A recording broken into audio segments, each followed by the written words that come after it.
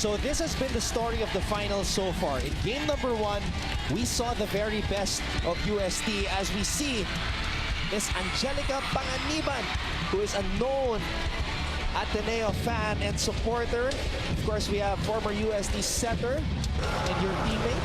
Yes, Alex Line pool smashers, Alex Cabanos. So yeah, I was saying game number 1, we saw the very best from UST. In game number 2, we saw Ateneo volleyball at its finest. So the question coming into game number 3 was, who will play better? And in set number 1, clearly, it was the Lady Eagles who played better. That's right. And when we talk about how they played better than UST, and then just look at the numbers when it comes to blocking. You know, 5 big blocks in set 1 alone here for the Lady Eagles, and that really made it difficult for UST. And you know, part of the struggle also was for UST is that they were not able to set up the plays properly. So medyo scrappy yung galaw ng UST sa set number 1. And Ateneo, on the other hand, you know, they have a more organized movement inside the court. Off the block, Cici Rodina, though, we know, no matter what happens, this girl is going to get her numbers. So far, you know, we've seen in set number 1, she has been trying. But of course, she would definitely need the help of the rest of the team. Service out, point for Ateneo. And USD would also need to avoid these errors, you know, towards the latter part of set number 1. I think the last 4 points or last 5 points they've scored Now serving, were courtesy of errors of Ateneo. In fact, if not for those errors, they would have been stuck in 12 points. De Leon gets that one in. Jimenez will hit. No. And the story continues for Ateneo. How will UST break through that wall being put up by the Ateneans? Speaking of Ateneo, let's get more from Franny Reyes. Before the end of each huddle, each time out, the girls have been shouting and reminding each other, last game, last game. They know that it's now or never to bring that championship back to Katipunan. The Lady Eagles are maximizing their strengths. Blocking has been phenomenal and they're defending well now too. But Ateneo needs to be mindful of their errors and really minimize them. UST was able to catch up because of those mistakes. In the set, we can expect a more aggressive Lady Eagles because Coach O reminded them to take every chance that they get. Back to you guys. And with 1 foot inside the doorstep to greatness, Coach Oliver Almadro does not want to take any chances knowing how gritty these UST Golden Tigresses are. But right now, everything is clicking for Ateneo. On the other hand, you can see the side of UST. There's a continuous struggle when it comes to attack coverage. You know, they're able to. The blockers are able to get a hand at the attacks. However, you can't keep it alive on their side. We talked about the blocking, the activation of the middle blockers, the setting of Dina Wong. Now, Tolentino is doing damage from the service line. If we recall, Coach Oliver was asking harder services from the girls. In set number 1, sabi niya, hindi ganun kalakas ang kanilang mga service. And that's what he was asking for para mas mahirapan sa reception itong UST.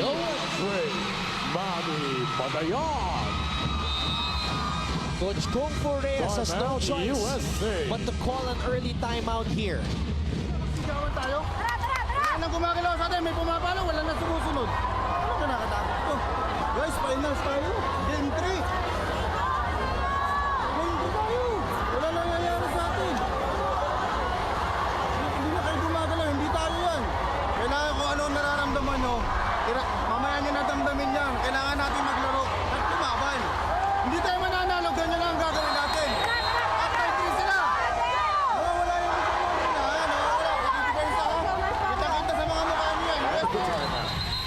You know, I've said this earlier before the start of the game that these girls have the skills.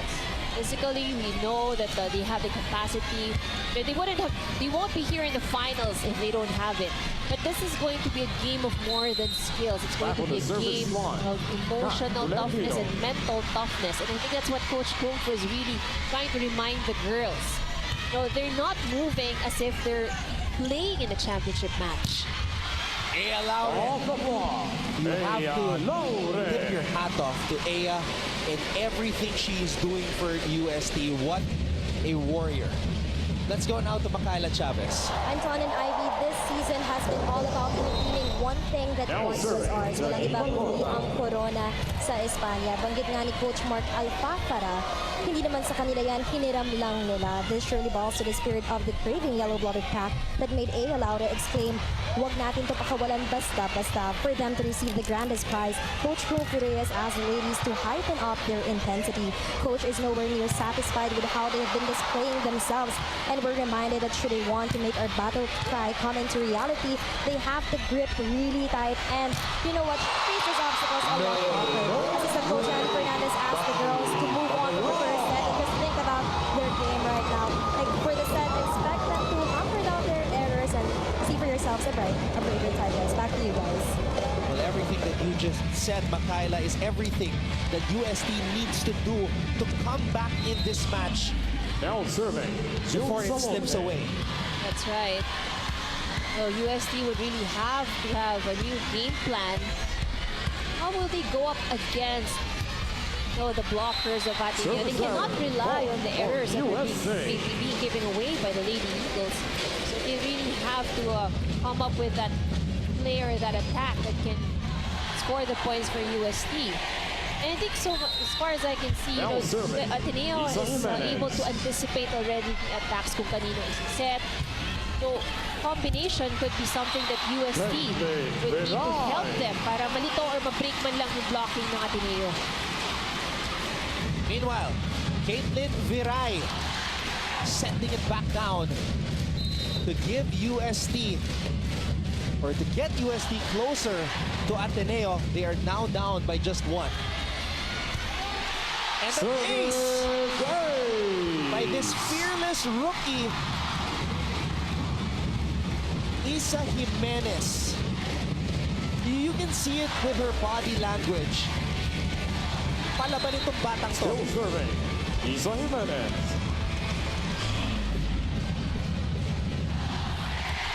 And because of that, Isa Jimenez has given UST the lead. Nagising ang UST faithful dito sa Mall of Asia Arena. And a lot of them waited a long time to get those tickets. Service error. Point for Ateneo.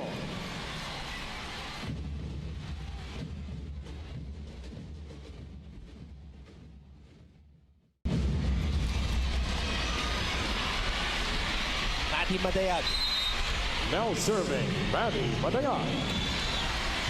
Mati just taking her time here. A joust at the top. De Leon. Delerio was there. Laure will hit. Wanting a check ball, she will get it. Laure.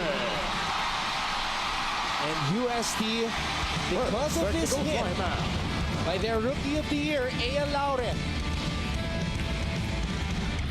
they will head into this technical timeout with a lead, 8-7.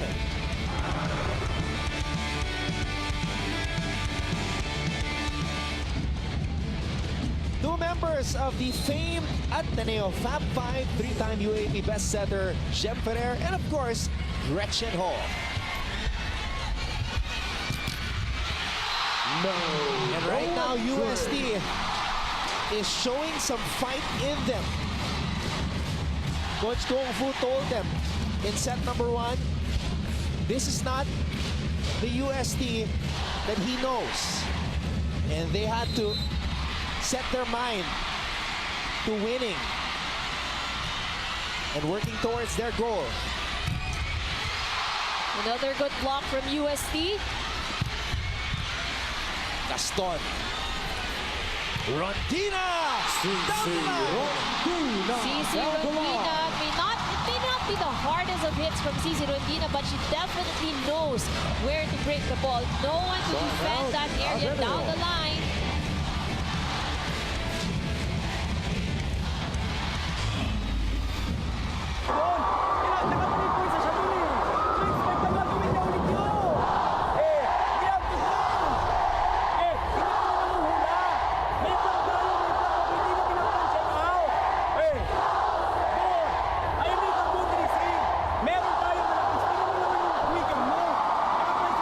Trabaho ng likod, kayo ang mag-adjust. Ha? Ibig sabihin, kanya-kanya tayong trabaho, ha? Let's go! Let's do it! Coach Oliver reminding Ateneo, Cici has been scoring in that spot, so definitely she will be going to that same spot again. And, he's reminding the girls to make sure na mako-cover nila ang lahat ng area. But if you're going up with somebody against like Cici Rondina, and yung variations niya sa attack, minsan ang hirap din niya kasing basahin eh. Gaston. That hit picked up by her former teammate in high school. Ea Laure, Rondina with a hit. Rocking the Ateneo Diggers. Viray. Oh, somehow Ravenna is able to get it back to the USD side. But Viray comes right back. That was a good position from Alina Picar.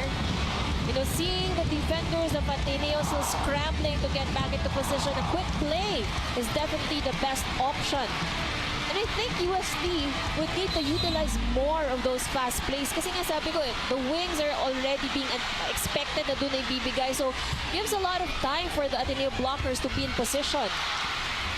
USD with their biggest lead of the match. Rondina trying to add to that. Quick attack for De Leon. Rondina will hit, avoiding the blockers. The ball will go back to the USD side. Viray saved by Ravenna. Wong finding the open spot. The ball goes back to the Ateneo side. Wong will hit. Low and fast.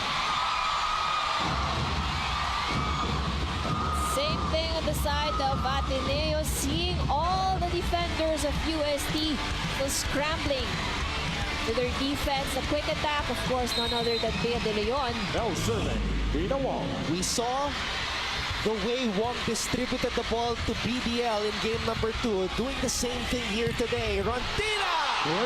We saw that all season long. Cici Rondina. This is what I've been talking about, of how difficult it is, for somebody to defend Cici. She has that ability, to just the direction of her spikes, her attacks. It's as if that she can really see where the hole is. Very precise. Wong. Tolentino. Right back at ya. Cat Tolentino.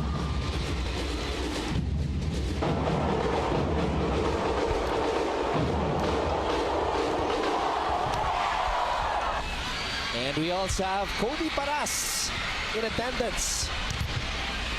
Suiting up for the UP Now Fighting serving, Maroons Bongai Gaston. for season 82.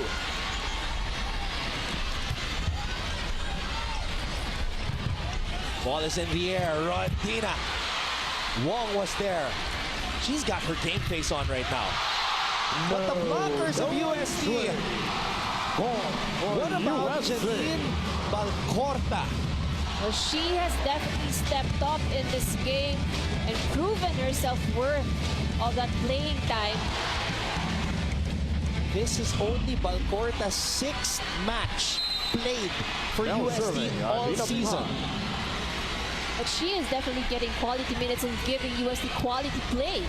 That just goes to show how tough these rookies of USD are. Laure gives it back to the Ateneo side. Wong, Tolentino changing her mind in the air, and it was the right decision. With a deceptive play. Going for the drop. Cat Tolentino. Good effort on the side of UST for the coverage. Actually, this is what is working for them now here in set number 2. The coverage was quite absent in set number 1, and Ateneo has been giving a lot of drop balls na nahirapan ang UST to keep alive. But this time around, they managed to read it, and good read at that. You know what? I thought I saw all the moves of CC Rondina, but she just showed us something new as we have crossed the Gatorade hydration checkpoint. That was actually a broken play already. Missed time by CC Rondina, pero puntos pa rin. Now serving, CC Again, Rondina. it's smart volleyball, Anton. You know, just you know where to bring the ball, and that's what we see here with CC. Nobody improvises better than CC I Rondina. have to agree. Laure. Outside point for Ateneo. You know what? We don't know what exactly the percentage of Ea Laure's health is, but whatever happens, nakakabilib talaga ang ginagawa Now niya. serving, Kat After what Tolentino. happened in game number 2, for her to even be standing in a game like this is just unbelievable. And here she is again, Laure! Oh, but that touches the antenna. That was actually a Outside good point attack, for Ateneo. but it did touch the antenna. Let's take a look at that hit from Ea Laure once again. There you go. But that was a powerful hit from Ea. And that ball just grazed the antenna, Ivy. 8 points for Tolentino. Her team trailing by 2. Picar. Balcorta getting involved, getting activated by Picar. The ball goes back row. Rondina rising and with a back surprising attack. beat Ateneo. Lady CC Eagles. Rondina again with a perfectly placed ball. Take a look at that. Yeah, the hit wasn't really very strong. Pero, you know, that leaping ability serving, does help Justin her. Rondina. Kasi talagang ang trajectory ng bola niya pababa. Balcorta. Serving, ace. save. Up, Coach Kung Fu's Technical sleeve. timeout. The rookies making an impact here in game number 3.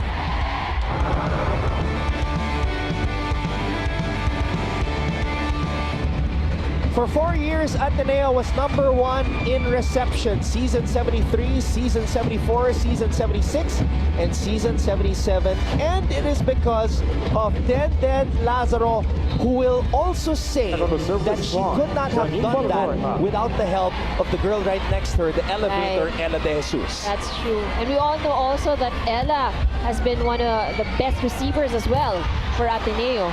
Off the block, Maddie Meanwhile, Batayao. Tolentino hits that off the block. And, you know, we mentioned the PVL Ivy, mukhang dahil kasama ni Charo Soriano at Z Herbacio, ang mga matatangkad ng mga manlalaro ito, sila siguro ang mga imports para sa Yes. darating na reinforced conference. That's right. So they're also enjoying the action here at the championship match. And we're all excited to get to know them this coming May 26. Meanwhile, This communication USD out of for sync on that Ateneo. play.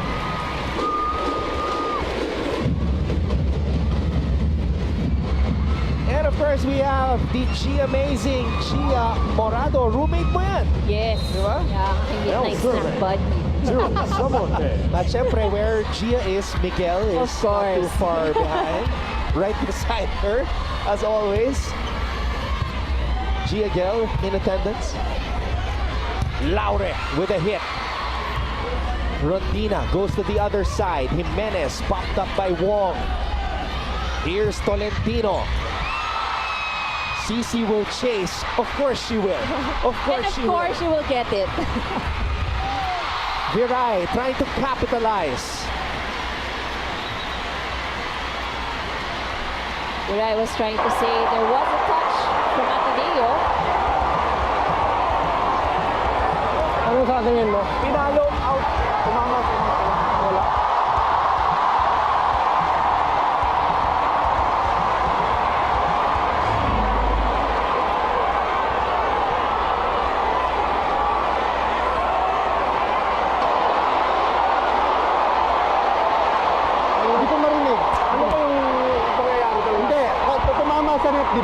Tumama sa net, pero hindi tumama sa kamay.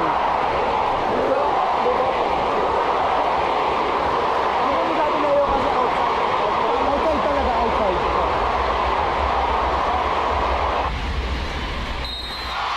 That point is now awarded to Ateneo, so there was no touch from Tina Wong after it was hit by Ateneo, by USC rather, by Piray.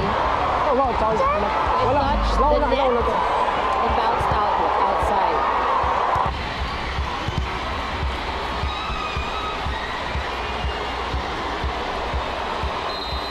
Still serving, Joe Samonte. UST still on top 16 to 15. Samonte with the ace. Service. Ateneo clawing back into this match.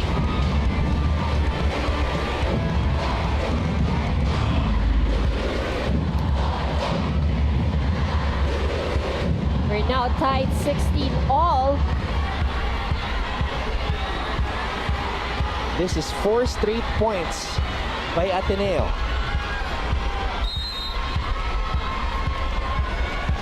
And you can tell the players are really taking their time when they're on the service line, knowing the importance of every serve, every dig, every toss, and every hit. Bongay.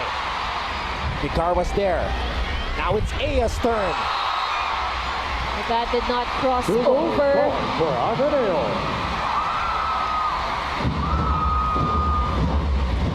It's the lift that is lacking. The strength in that ankle is just not the same, Ivy. Yeah.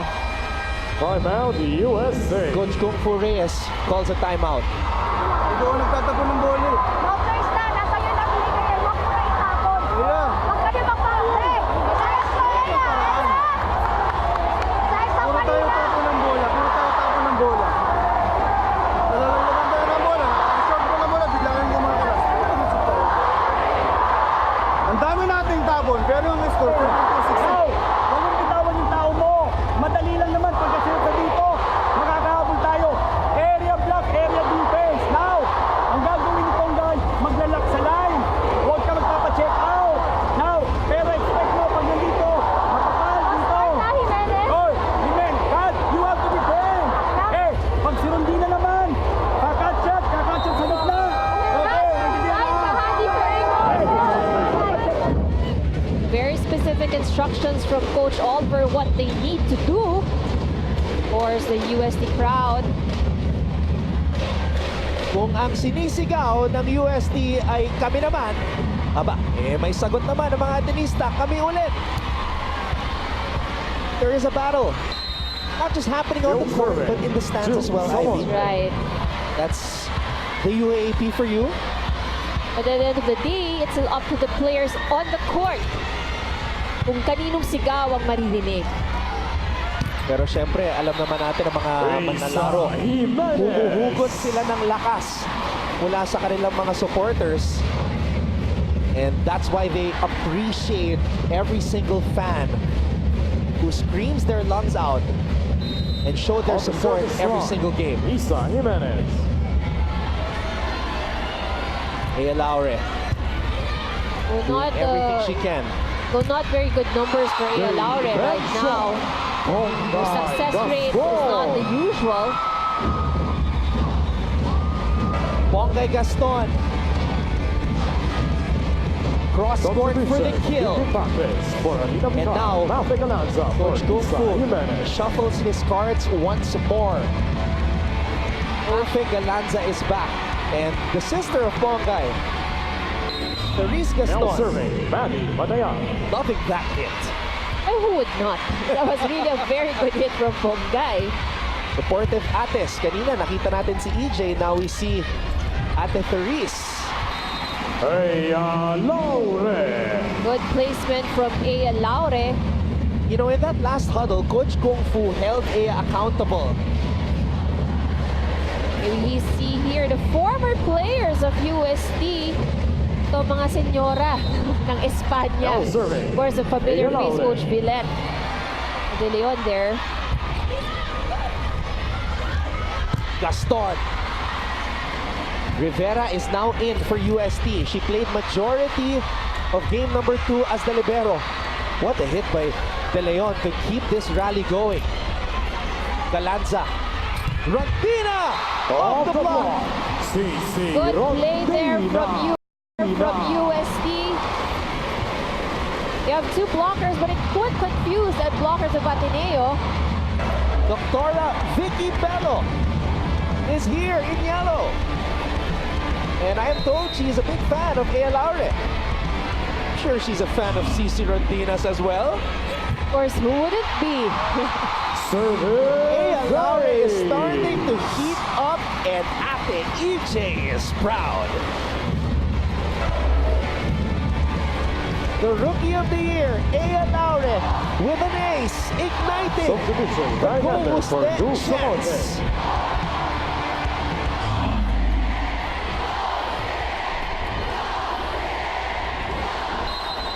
Still serving, Ea Laure. UST back in front. Vanny Gandler is in for the first time here in game number 3. She did not see action in game number 2. Rondina. Wong. Bea De Leon with a middle kill.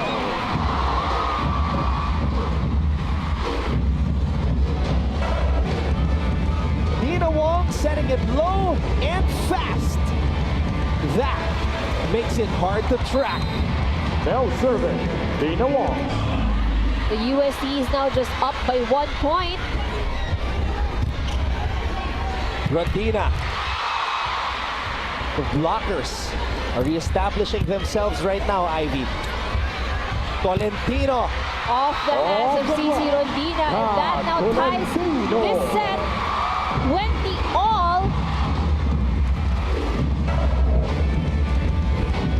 Back set by Wong to Cap Tolentino. This is a crucial juncture, Ivy, in this match. And the ace delivered by Dina Wong.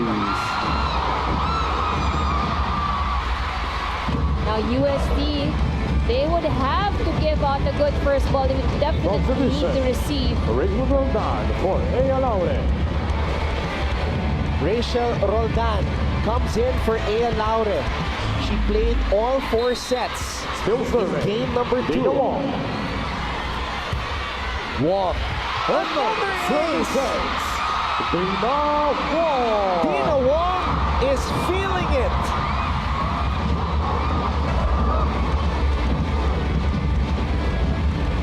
You can see the flow that Dina Wong's service. You thought it would go straight and suddenly dips down. Now that really makes it difficult for UST. Coach Kung Fu is asking if he has any more timeouts remaining. Apparently, he has no more left. Backrest with a hit. And no coverage once again for UST. That has been a problem for them in set number 1. They have cured it quite a bit at the start of this set, but now when they need it the most, coverage is missing once again. There's a reason why fans call her the Beast, as in B-E-A-S-D, Bea De Leon. 30 Ravenna liking that one. He's been here in all games in the finals. Rondina finally stops the Ateneo run. That was 5 straight points Ivy tallied by the Lady Eagles. Right. But give credit to a good first ball, and that made it easy, of course, for Picar to set it up for Rondina. Now serving, Caitlin Viran. UST needs to pull off a comeback like Ateneo did in the first set of game number 2. Can they do it? Galanza. Balcorta.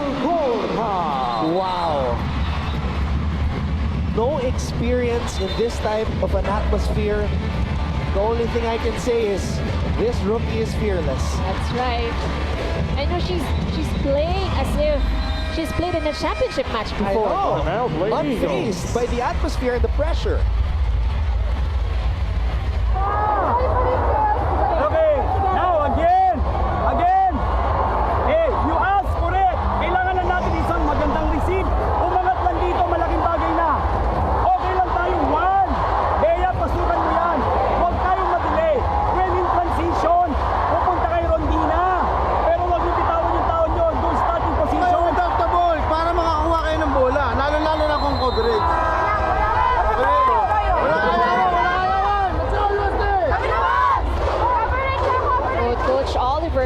has marked Cici Rondina. Quite expected, of course, that UST will be going to her for attack, especially now that she's at the front line. But also a good reminder, sabi niya, pero huwag niyo pa rin bibitawan yung tao ninyo. Seeing what even the rookie, has been the damage that she has done in the front of the net, and you have Dim Pacres also at the front. So definitely, kailangan bantay pa rin sa tao. This set has been a tug of war. Each team trying to gain some momentum. De Leon with a one-stroke attack. And BDL stops the run of UST, putting Ateneo Set opportunity at set for point. the Ateneo Lady Eagles. Play was just too fast for UST. They have to remember, when the medals of Ateneo are activated, that they can make it very difficult for their opponent.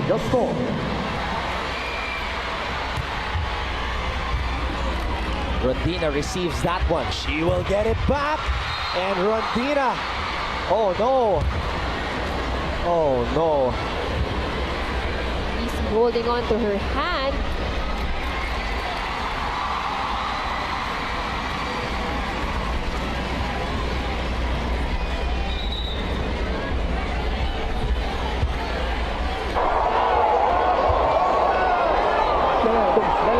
Tumama talaga sa net. Tumama talaga sa net.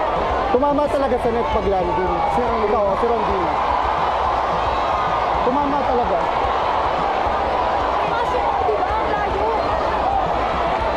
Gusto mo i-overrule mo ko.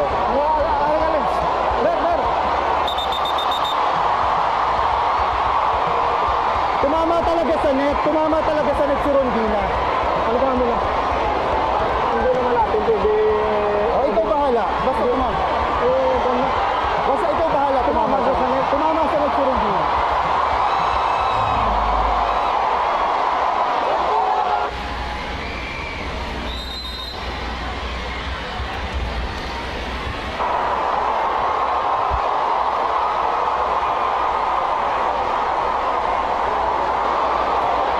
Mahirap na ang desisyon kasi alanganin yung... ikaw bahala. Basta ikaw bahala. Tinantay. Ha? Tinantay ko yung... Net naman talaga. Net talaga. Kitang-kita ko. Hindi ko tatawagan ko ito.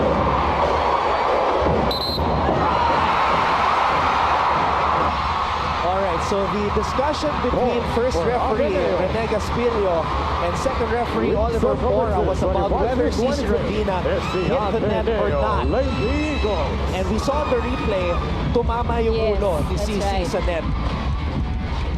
So Ateneo now will take a 2-0 lead and are 1 set away from recapturing the championship. This is game number 3 of the UAAP Season 81 Women's Volleyball Finals. Don't go away. Keep it right here on SNA.